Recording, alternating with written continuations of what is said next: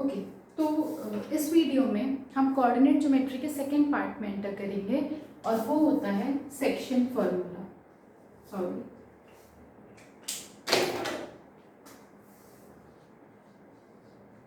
इस वीडियो में हम सेकेंड पार्ट पे जा रहे हैं, सेक्शन फॉर्मूला। अभी आपने मेरी एक और वीडियो देखी होगी, उसमें हमने डिस्टेंस फॉर्मूला पढ़ा था। That was the one formula जो हम कोऑर्डिनेट ज्योमेट्री पे अप्लाई कर रहे थे। अब उनमें से उससे एक और आगे स्टेप पे बढ़ते हैं सेक्शन फॉर्मूला की तरफ। सेक्शन फॉर्मूला में हमारा कुछ बेसिक टर्म यूज होता है, रेशियो। रेशियो हम क्लास 7 से पढ़े आ रहे हैं, आई गेस 6 से। रेशियो का यूसेज होता है सेक्शन फॉर्मूला में। सेक्शन फॉर्मूला में क्या होता है कि एक कोऑर्डिनेट पॉइंट है एक x1, y1, ठीक है। एक और कोऑर्डिनेट पॉइंट है b जिसका x2, y2 कोऑर्डिनेट्स हैं और इन दोनों को ज्वाइन करती हुई एक लाइन है। अब ये जो AB लाइन हमको मिला है, कोई एक पॉइंट है P, कोई एक पॉइंट है P जिसका कोऑर्डिनेट है a, b। कोई एक पॉइंट है P जिसका कोऑर्डिनेट है a, b। वो इस AB लाइन को m:n के रेशियो में बांट रहा है। वो इस AB लाइन को m:n के रेशियो में बांट रहा है। मतलब ये जो AP है वो m रेशियो, मतलब ये AP अपॉन AB, अगर आप बोलो, अगर आप AP अपॉन PB बोलते हो तो आपको m अपॉन n का रेशियो मिल जाएगा डिस्टेंस वाइज। ये जो रेशियो आपको मिल रहा है वो इन दोनों का डिस्टेंस का रेशियो है। तो सेक्शन फॉर्मूला में हम इसके कोऑर्डिनेट को निकालने की कोशिश करते हैं। जो P पॉइंट है जो इस AB लाइन को m:n के रेशियो में बांट रहा है, उसका कोऑर्डिनेट हम निकालने की कोशिश करते हैं। तो इसका याद करने का तरीका होता है, देखिए, P आपको निकालना है, a, b उसका कोऑर्डिनेट हमने लेट कर रखा है, तो जाहिर सी बात है हमारे 2 पॉइंट्स इसमें भी आएंगे। m:n की रेशियो की बात किया है तो m ये है, इसको इससे, क्योंकि हमको P पॉइंट का पहले x निकालना है फिर y निकालना है, तो अभी हम जो भी ऑपरेशन करेंगे वो हम x पे करेंगे फिर y पे करेंगे। तो पहले हम x पे ऑपरेशन करते हैं, तो m को हम x2 से मल्टीप्लाई करेंगे, m:x2 मल्टीप्लाई हो गया। उल्टा m को x2 से, मतलब इसके रेशियो को इसके x कोऑर्डिनेट से, m को x2 से, n को x1 से, n को x1 से, m को x2 से, n को x1 से, और फिर उन दोनों को कर देंगे ऐड, डिवाइड कर देंगे दोनों के रेशियो के सम से। m को x2 से, n को x1 से कर देंगे ऐड और डिवाइड कर देंगे दोनों रेशियो के सम से। सिमिलरली y में m को y2 से, n को y1 से डिवाइड कर, फिर ऐड कर देंगे और फिर डिवाइड कर देंगे दोनों रेशियो के सम से। आपको एक लाइन दे रखी है AB, आपको A का कोऑर्डिनेट पता है, आपको B का कोऑर्डिनेट पता है, आपसे उस पॉइंट का कोऑर्डिनेट पूछ रहा है जो इस लाइन को m:n के रेशियो में डिवाइड करता है। तो अगर आपसे इस P पॉइंट का कोऑर्डिनेट पूछता है तो हम लगाते हैं सेक्शन फॉर्मूला, और सेक्शन फॉर्मूला होता है m:x2 + n:x1 divide by m+n। Now y coordinate will be my2 + ny1 divide by m+n। इसमें आपको रेशियो का बात हो रहा है। अगर लेट्स सपोज कि ये कह रहा है कि ये जो P पॉइंट है वो इसका मिड पॉइंट है। मिड पॉइंट है मतलब AP और PB इक्वल है, AP और PB इक्वल है। अगर हमसे कह रहा है कि P जो पॉइंट है वो AB का मिड पॉइंट है, मिड पॉइंट है मतलब P जो है वो इन दोनों को इक्वल पार्ट्स में बांट रहा है, तो हम ये बोल सकते हैं AP और PB इक्वल है। तो अगर AP और PB इक्वल है तो AP बाय PB क्या आएगा, 1/1। AP बाय PB क्या आएगा, 1/1। तो हम बोल सकते हैं AP:PB क्या हो जाएगा, 1:1। AP:PB क्या हो जाएगा, 1:1। अब देखिए हमारा इस लाइन का रेशियो हो गया 1:1। P अगर मिड पॉइंट है AB का तो वो AB को 1:1 के रेशियो में बांटेगा, क्योंकि ये लेंथ और ये लेंथ इक्वल होगी। तो मैंने भी आपसे बोला था ये m था और ये n था, अब ये दोनों 1 हो गया, तो क्या मैं m को 1 से और n को 1 से रिप्लेस कर दूँ? यहाँ पे मैं कुछ नहीं लिख रही हूँ, कोई फ़र्क नहीं पड़ना क्योंकि 1 ही है, तो 1 को रिप्लेस कर दिया और यहाँ पे 1 + 1 2 हो गया। यहाँ पे भी कुछ नहीं लिख रही हूँ, 1 और 1 रिप्लेस हो गया और यहाँ पे 1 + 1 2 हो गया। तो हमारे पास क्या मिला? x1 + x2/2 y1 + y2/2।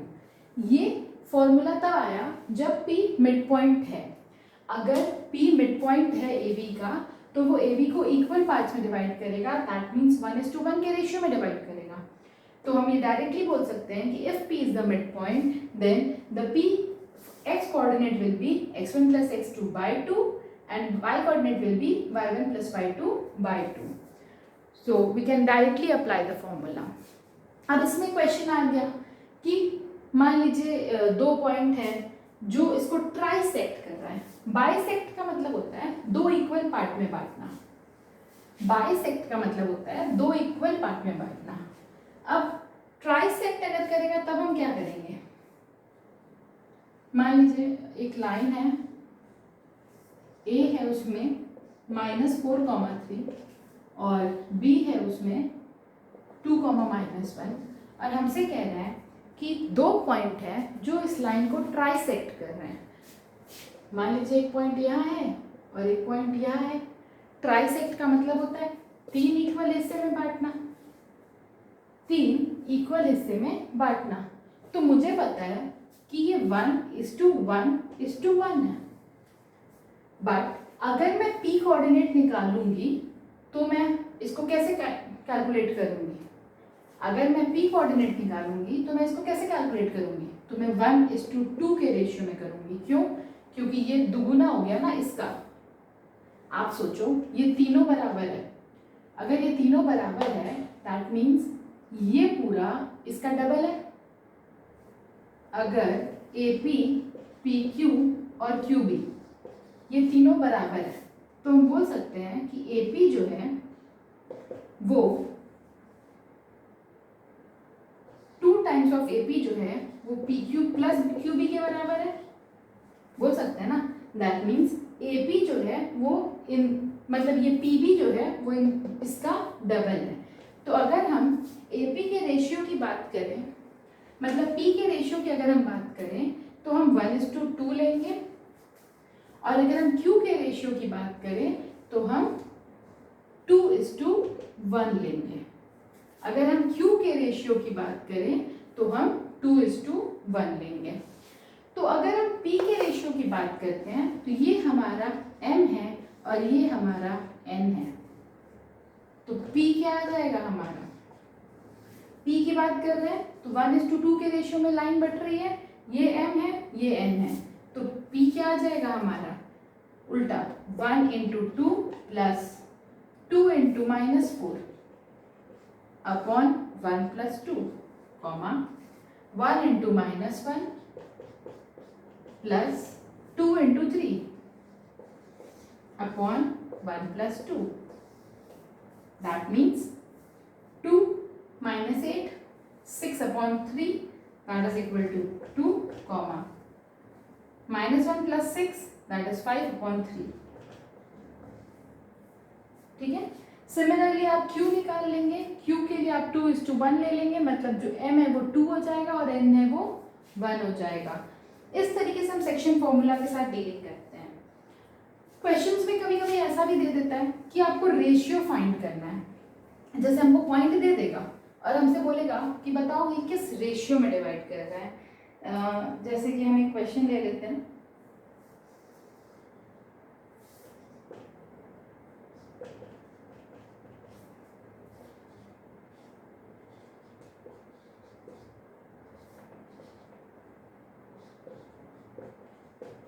ये हमारा एक लाइन है AB, A का कोऑर्डिनेट दे रखा है -3,5, B का कोऑर्डिनेट दे रखा है 4,-9।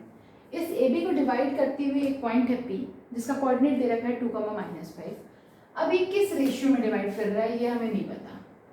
अगर मैं M/N लेट कर लेती हूँ तो सॉल्व करना मुश्किल हो जाएगा, क्योंकि एक वेरिएबल और दो अननोन, मतलब दो वेरिएबल और एक इक्वेशन, तो सॉल्व नहीं हो सकता।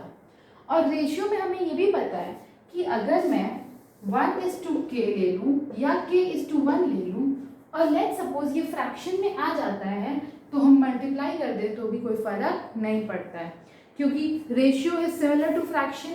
अगर हम सेम नंबर से ऊपर नीचे मल्टीप्लाई करें हमारे रेशियो पे कोई फर्क नहीं पड़ना है। अगर मान लीजिए हमारा k की वैल्यू आ गई 2/3 तो हमारा रेशियो बन गया 1:2/3।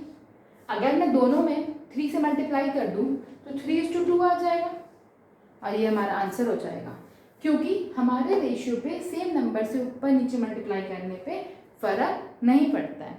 रेशियो और फ्रैक्शन की ये बहुत खासियत होती है जो हमारे लिए चीज़ों आसान कर देती हैं। तो इसको m:n मानना मेरे लिए डिफिकल्ट हो जाएगा, दो वेरिएबल आ जाएगा, इक्वेशन हमारे पास एक ही है। तो मैं क्या अज्यूम करती हूँ, मैं सोचती हूँ इसको मैं 1:k मान लूँ, 1:k मान लेती हूँ। मतलब मैंने m की वैल्यू 1 मान ली, n की वैल्यू k मान ली। देखते हैं सॉल्व करके क्या आता है। देखिए 2, -5 is equal to 1 × 4, 4, k × -3 that is -3k upon 1 + k, comma 1 × -9, -9, k × 5 that is 5k upon 1 + k. Now you have only one variable k and two equations, that is this equal to this and this equal to this.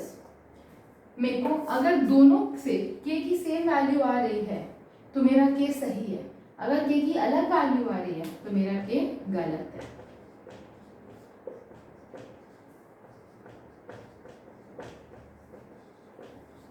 मैंने लिखा 2 = 4 - 3k upon 1 + k, cross multiply कर दिया तो 2 + 2k = 4 - 3k हो गया। मुझे मिला 5k = 2। This implies k = 2/5, k = 2/5। Similarly मैं यहाँ से भी चेक कर लूँ,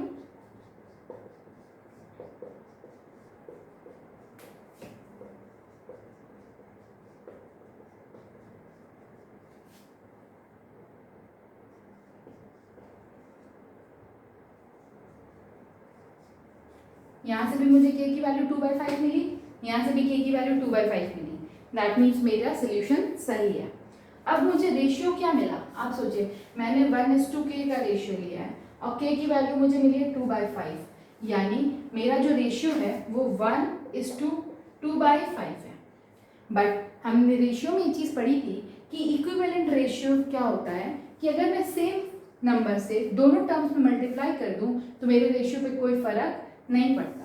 तो अगर मैं 5 से मल्टीप्लाई करूँ दोनों तरफ तो मुझे क्या बन जाएगा, 5:2 and that will be the ratio in which the point P 2, -5 is dividing the line AB where A coordinate is -3, and B coordinate is 4, -9। ऐसी और भी बहुत वैरायटी ऑफ क्वेश्चंस होते हैं, बस आपको थोड़ा सा ध्यान ये देना होता है कि अगर आपको कुछ ना कुछ तो क्वेश्चन में ऐसा दिया होगा जिसके थ्रू आप सॉल्व कर सकते हो। जैसे हो सकता है आपको बोले कि ए बी एक पॉइंट है जिसको पी डिवाइड कर रहा है और वो जो पॉइंट पी है वो वाई एक्सिस पे लाई कर रहा है। ए बी एक पॉइंट है जिसको पी डिवाइड कर रहा है और जो पी है वो वाई एक्सिस पे लाई कर रहा है। देखिए ये ए बी पॉइंट ले लिया मैंने और मैंने बोला कि ये जो पी है वो वाई एक्सिस पे लाई कर रहा है, वाई एक्सिस पे लाई कर रहा है, दैट मीन्स उसका एक्स कोऑर्डिनेट 0 होगा ही होगा, ये हमको श्योर है। अब ये हमको नहीं पता कि क्या है, लेकिन एक्स कोऑर्डिनेट इसका 0 है। अब मुझे रेशियो अभी भी नहीं पता, मैं अभी फिर से 1:k अज्यूम कर लूँ, वापस से मैं सेक्शन फॉर्मूला लगाऊंगी। देखिए 3 × 1 -4 × k upon 1 + k, 2 + 5k upon 1 + k। ना अगर मैं इसको y के इक्वेट करती हूँ तो मुझे y भी नहीं पता और k भी नहीं पता, तो इट्स बेटर मैं इन दोनों को इक्वेट कर लूँ। अगर मैं इन दोनों को इक्वेट करूँगी तो मुझे k की वैल्यू मिल जाएगी। देखिए